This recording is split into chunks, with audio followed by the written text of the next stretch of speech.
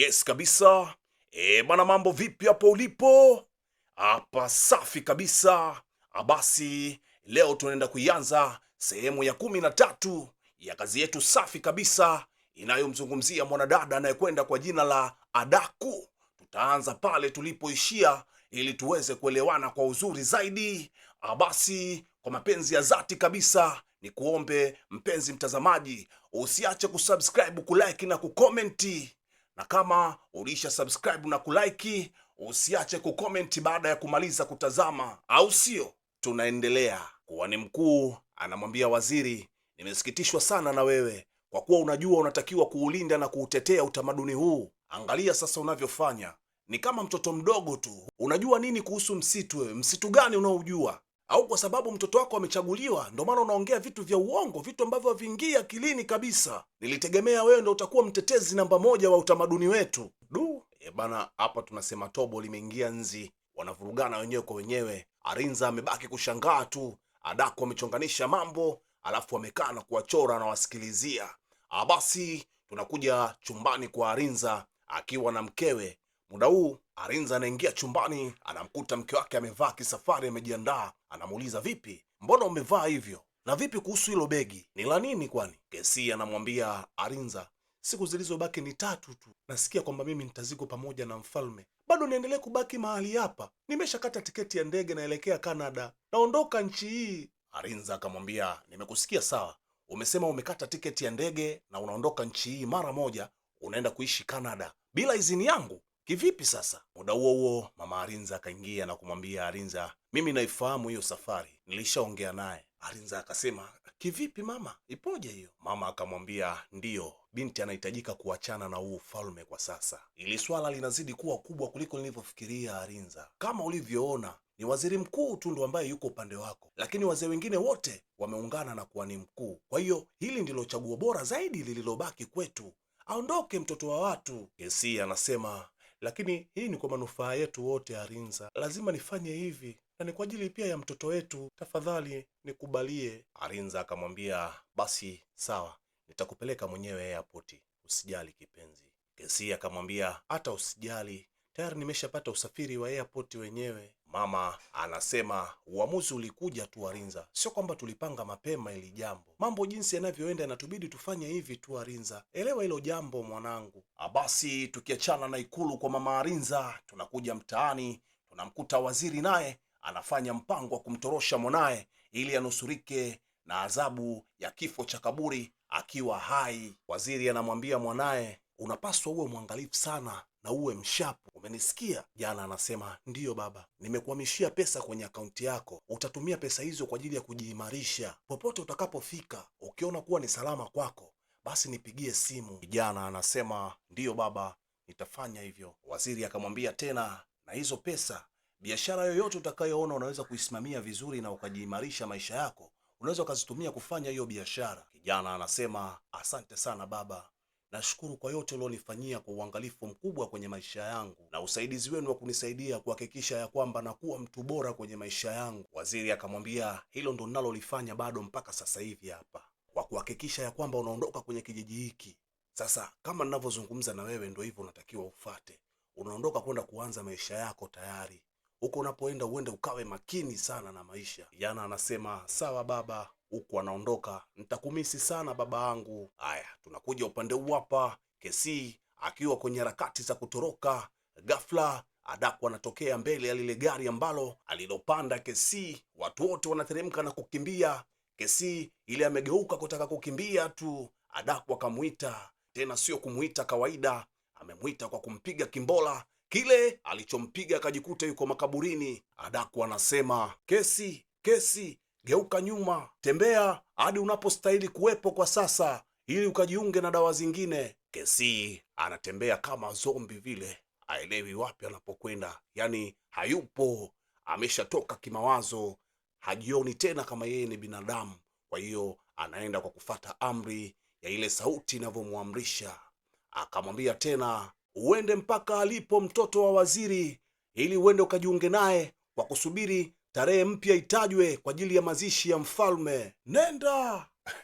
Aya, huku napo unafikiri mtoto wa waziri alifika mbali basi? Wazee kumbe walisha seti satellite, walikuwa wanajua kila kinachoendelea.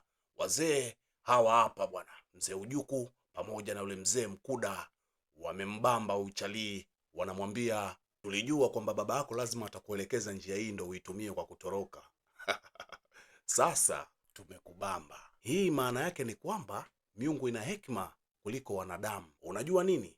Utazikwa pamoja na mfalme na hakuna njia nyingine tofauti na hiyo. Dogo anasema, tafadhalini sana wazee wangu, tafadhalini, mimi bado ni mdogo sana, siwezi kuzikwa nikiwa hai na mfalme. Jamani, nihurumieni tafadhalini sana wazee wangu. Bana, mzee Ujuku bwana alipewa kombora na Adaku, na hapa ndo akalitumia kama pulizo, akampuliza nalo yule kijana, akapooza, akawa kama zezeta vile. Kwa hiyo kwao lilikuwa ni swala rahisi sana kumchukua. Alafu akamwambia, utarudi kwa ajili ya makaburini, utazikwa pamoja na mfalme na utasubiri mpaka tarehe mpya itakapotangazwa. Alafu wakageuka kuondoka, yule kijana akawa anafata kama zezeta vile, anakwenda tu.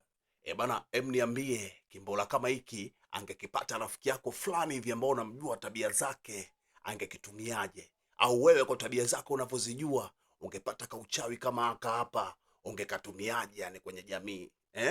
Niambie kwenye komenti pale, ungeutumia vipi vipi? Usinidanganye, niambie ukweli, nicheke, nikujue tabia zako. Mambo hayo. Bana, waziri amechanganyikiwa baada ya kujua kwamba mtoto wake tayari ameshashikwa, ameshikiliwa, yuko chini ya mila, maana sio chini ya ulinzi, yuko chini ya mila.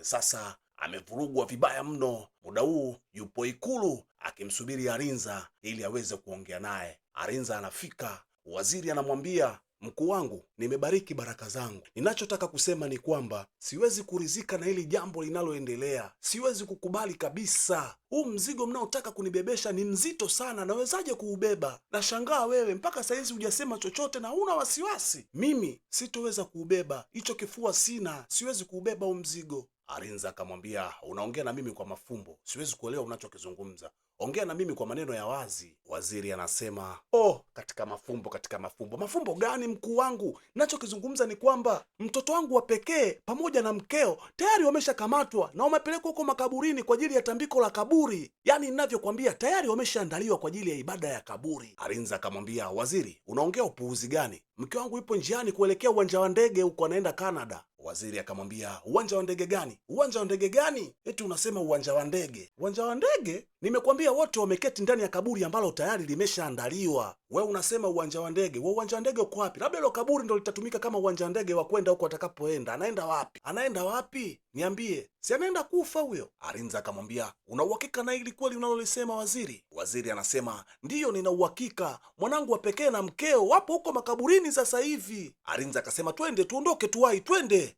Basi kwa pamoja wakaondoka na kuelekea eneo la tukio.